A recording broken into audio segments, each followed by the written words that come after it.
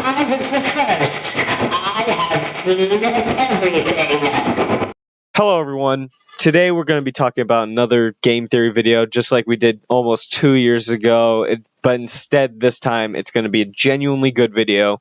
No rambling, no any of that. Everything I have written down right here, the script, it sucks, but it's what we're going to have to deal with. So, before we get into the script part of the video and then discuss the theory, I want to talk about something that made me wait until after it was posted to then make this video. Dead by Daylight X Five Nights at Freddy's. I was hoping this would be the case, and I'm so glad it is. So, to everyone out there who wanted Fortnite X Five Nights at Freddy's, alright, time to get into the video. So, in the game theory video, Tom and MatPat discuss another theory video by Dual Process, the first video they've uploaded to their channel, only video, in which Dual Process theorized about the identity of the crying child and how the crying child and vengeful spirit we knew as Cassidy were actually one in the same. But something they discussed when dissecting the theory that caught my attention, which then became the main point of the video I'm making today, was the Help Wanted 2 gravestone puzzle. Now, if you know nothing about the gravestone puzzle, Help Wanted 2, any of that, spoiler warning. If you haven't played the game and you want to know nothing about the game, I don't know why you would click on a Fnaf theory video to not get spoiled on Fnaf. But if that is the case, click off. Click off. I'll give you 2 seconds. Alright, you gone? Alright, that's perfect. But, anyway, in Help Wanted 2, you can access a Princess Quest arcade machine, the fourth one, by getting all 6 secret plushies in the game. And when you access the arcade, near the end, you have to do a gravestone puzzle in order to continue to get the ending. But they have a secret that you can access by looking at the plushie order and then entering a specific code via the plushies, not how it's normally done. The secret code is Chica, then Foxy, then Freddy, then Bonnie, then Golden Freddy, and finally the puppet. Now, in the game theory video, Tom and MatPat discuss this as if it's the order in which they died. Like, first Chica dies, first kid ever killed by William Afton. But what if that wasn't the case? I thought about it for a while, and then I came to the conclusion, what if it's actually how their souls were freed? Like, the order in which they're freed. Which then makes Withered Chica's voice line in Ultimate Custom Night kinda have a different meaning to it, really. Like, at the beginning of the video, that specific voice line just doesn't have the same annotation to it when you really think about it this way. Alright? So, instead of being the first one dead, which, if she was, would make Henry's voice line from Freddy Fazbear's Pizzeria Simulator just not work as well. You know, when he says, a wound first inflicted on me, talking about his child dying. So, what if her soul was freed first and made it to where she, watched over everything that happened after? she's seen everything, she says. So then, in my personal like theory, my personal headcanon, every single animatronic that we see in Ultimate Custom Night is actually just a recreation of the animatronics, not actually their spirits. The only spirit that inhabits William's like mind would be, the vengeful spirit. All right. Now, I do want to explain one thing. The way I use the word freed is like, in quotes, freed isn't like talking about moved on in the sense like that we see like in the good ending of FNAF 3 where it seems like the souls have moved on, but they really haven't, as we see from later in the lore, later in the games. But I think that it mostly means, like, for me, freed is like basically exiting the entrapment of the animatronics, like of like having to possess something, like forcefully possess something because you couldn't move on from the possession.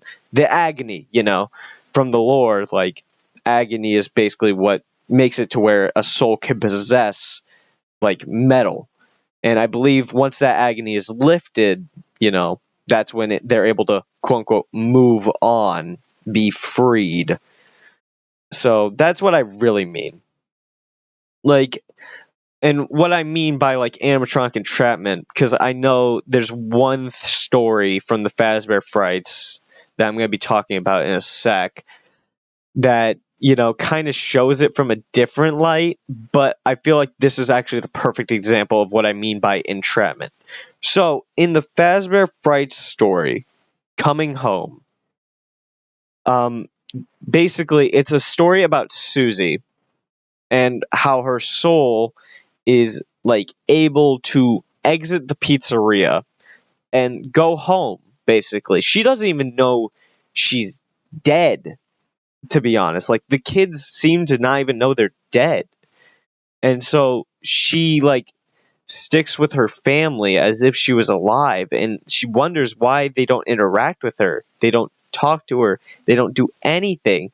But then Chica will come at night and collect her soul, and that's what I mean by entrapment, like basically to where they can't escape the animatronics even if they wanted to. Like they can't leave them, they're connected still.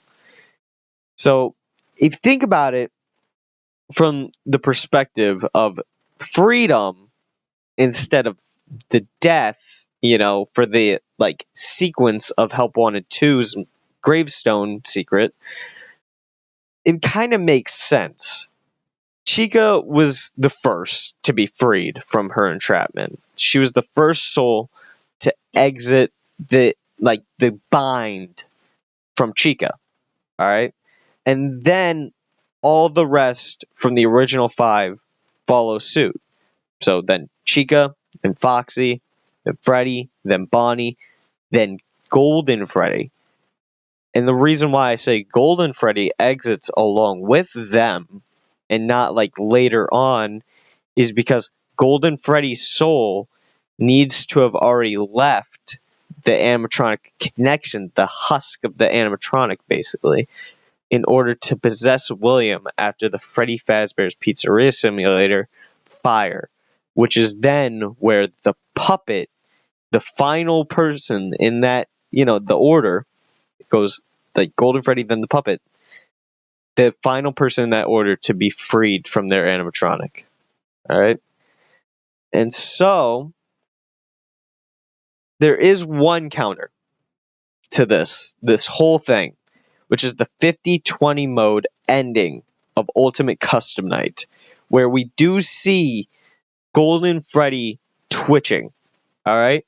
But like the thing that I always noticed about this ending, there's only 2 times this happens, where we see an animatronic in a black void because we've seen like perspectives of animatronics, like cutscenes where we see an animatronic, no one else, there's no humans around, no nothing, just animatronics, but they've always been in a building. There's always been something in the background.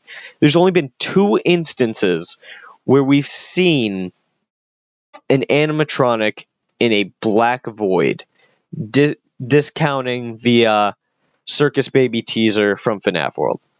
That is a thing, but I don't count that because that is more of a teaser than an actual thing. But the 2 instances we see of a quote unquote animatronic, I use this loosely, it's more of a plushie, is FNAF 4, where we see the Fredbear plushie talking to the crying child. In the ending, there's all the plushies, like all the original 5 plushies in the room. Fredbear, Freddy, Bonnie, Chica, Foxy. Now, when you look at it from that perspective, this is all in his head. That's in his mind, the void, when he's dying. Now, you can take that logic and apply it to the ultimate custom night scene and say, Golden Freddy twitching is to confirm that even though William beat 50-20 mode, you beat 50-20 mode, William finally thinks he's freed because he's beat everything, but Golden Freddy shows up in his mind to show that the vengeful spirit still has a hold on him, still has a grip in order to keep him there. Just like Orville Elephant's line in Ultimate Custom Night, where he says, no matter how many times they burn us, like, we're going to keep you here. I said that out of order. I know that. Sorry to all the FNAF fans that know that line. So, the real question is, why make the secret in order to find a hint of who the true identity of the main character in Help Wanted 2, like, why make that how the souls are freed instead of like any other sequence, like the gravestones from Freddy Fazbear's Pizzeria Simulator, or the FNAF 3 ending, or even the plushies from FNAF 4? Why make it specifically how their souls are freed? All right, I think it's supposed to be sort of a passing of the torch. It's supposed to connect to how Help Wanted 2 really feels, to be honest. Because if you know about the secret ending, where Vanny, like, you see a giant Vanny smush glitch trap, it kind of feels like glitch trap, even after all the theories that everyone's made. Glitch trap's supposed to be the mimic, the glitch trap is its own entity, and anything like that. It feels like in that moment, that specific moment, Steelwool wants you to have glitch trap represent William Afton, and then Vanny represents the future killer, the future antagonist.